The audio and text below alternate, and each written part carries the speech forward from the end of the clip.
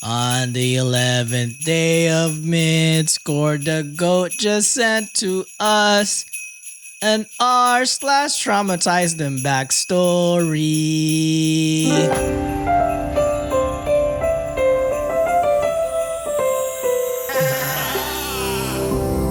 What is up, WikiManiacs, and welcome to day 11 of the 12 Days of Midscore. I'm your host today, the Punny Pinoy John.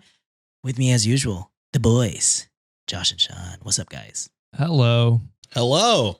Hopefully you like the edging of the last story. I was gonna say, hopefully this one doesn't leave us on edge. Anticipate. Sean. No. Anticipation. We got to cool on the cussing. This is still a minute in.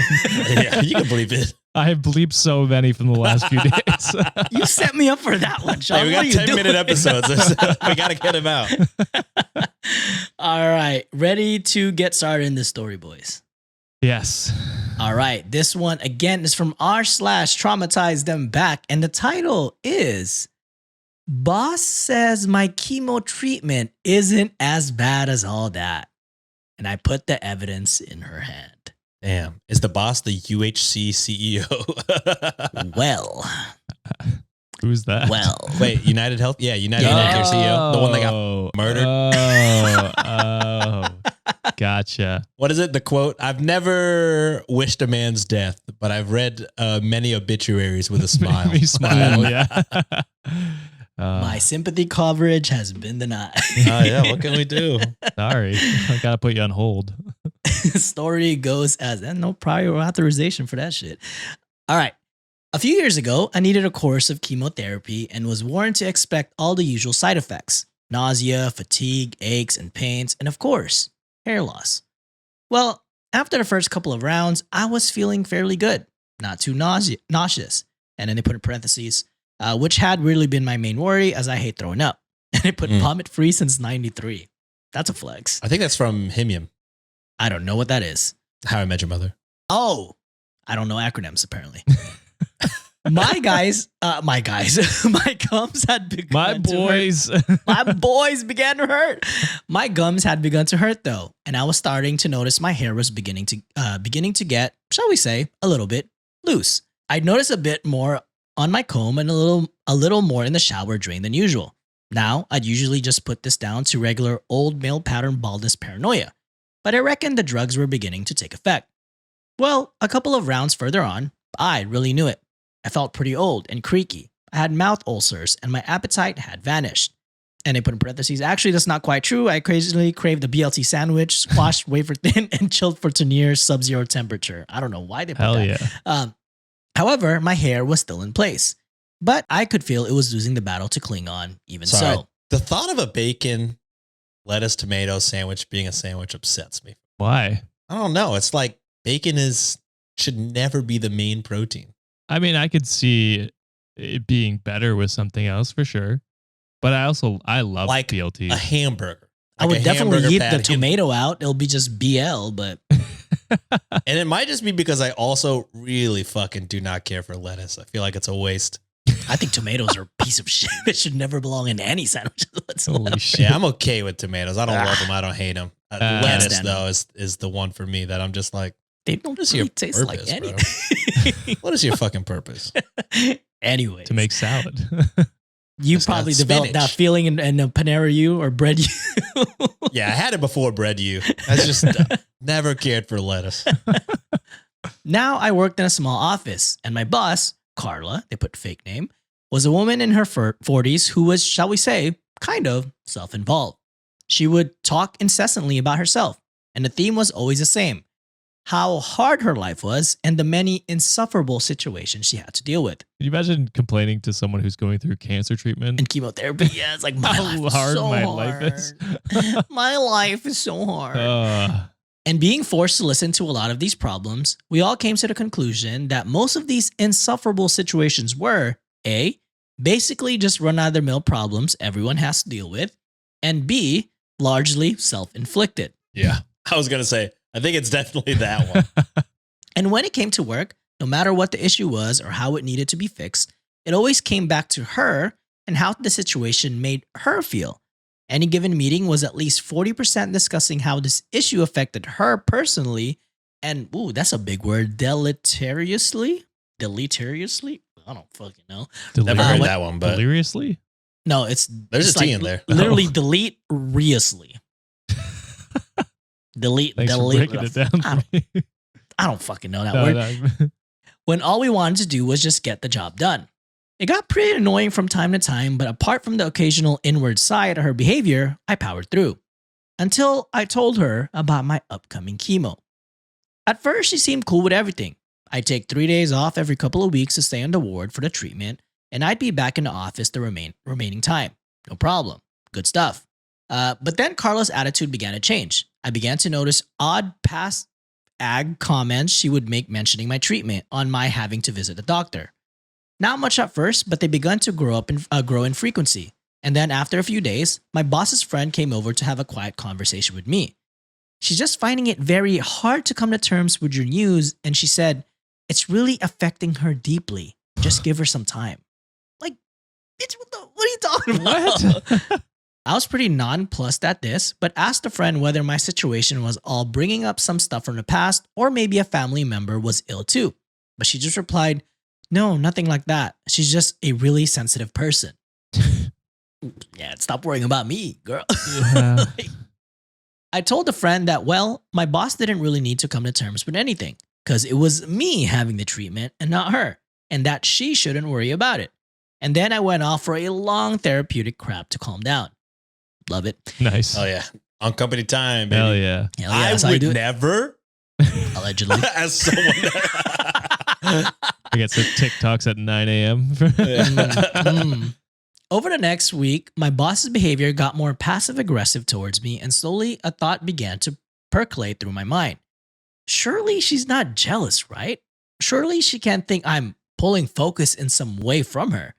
And now she's upset because she's not able to trump chemotherapy, because that would be insanely shallow, right? Yes. Right? Yeah. Yes. But the more her behavior went on and the more I thought about it, well, once you eliminate the impossible, as Sherlock Holmes said, right?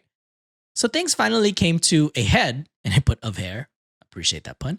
Nice. About 2 weeks later. I was at my desk, but feeling fairly rough by this point. I'd finished a round of chemo 2 days earlier, and my skin was looking pretty gray. My teeth felt wobbly, but my hair was still there. But it felt like it was just kind of resting on top of my head, rather than anchored there. And a colleague noticed I looked under the weather and kindly asked me if I was okay, and I replied, I'll be all right, thanks. But I reckon I won't have much hair this time next week. Well, my boss happened to pass by at the moment, and I could see her face screw up as I said it. She then chipped in. Oh, come on. I don't think the chemotherapy is as bad as all that, is it?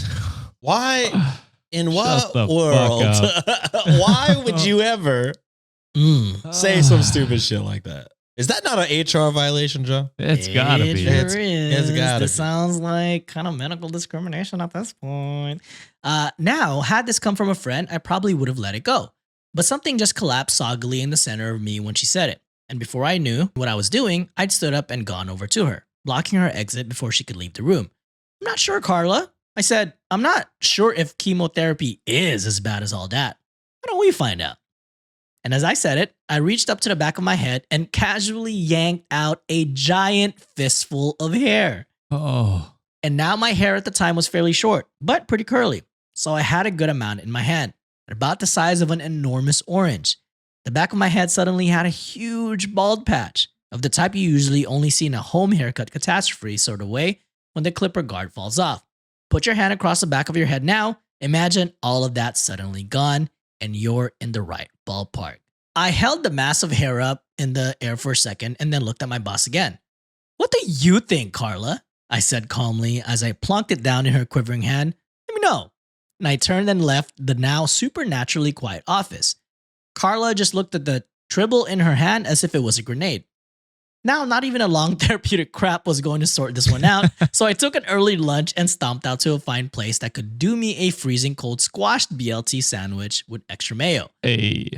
When I got back to the office, the HR rep was waiting near my desk. Uh-oh.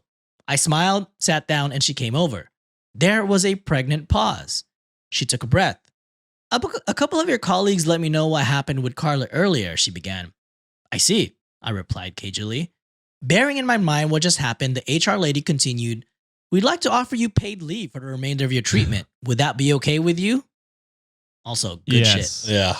Now, bearing in mind I had at least 3 more cycles of treatment lasting 6 more weeks, my answer was a carefully considered yes. Yes, I believe that would be all right with me, Miss HR lady. Me and my bald patch walked out of the office 10 minutes later and went home. My girlfriend and I called our friends out over that evening for some beers and curry, and we all got drunk and shaved my head. Though I looked weird, I was pleasantly surprised to find my head didn't have too much weird bumps on it. Even my occipital bun was pretty small. It was a good evening, especially when I decided it would be hilarious to tell my male friends how grateful I was that they had all agreed to shave their heads too in solidarity. Nice. I handed the clippers to my friend Mike, who had dark shoulder-length hair, and didn't that magnificent bastard pause for only 2 seconds before trying to plug the clippers in. I managed to wrestle them off him, laughing my ass off, and my girlfriend then told me no more beers for OP. Boo. Anyway, to cut to the chase, the rest of the treatment went well. Everything went into remission. Oh, yeah. So job done. Well done, medical team. It took the time off, got through the treatment, and also managed to find myself a new job at the same time before I had to return. Meanwhile, back at the office, Carla's star was on the wane. Word has got around about her behavior. She tried her usual tricks, how she'd been misunderstood, and how upset she was about the whole thing.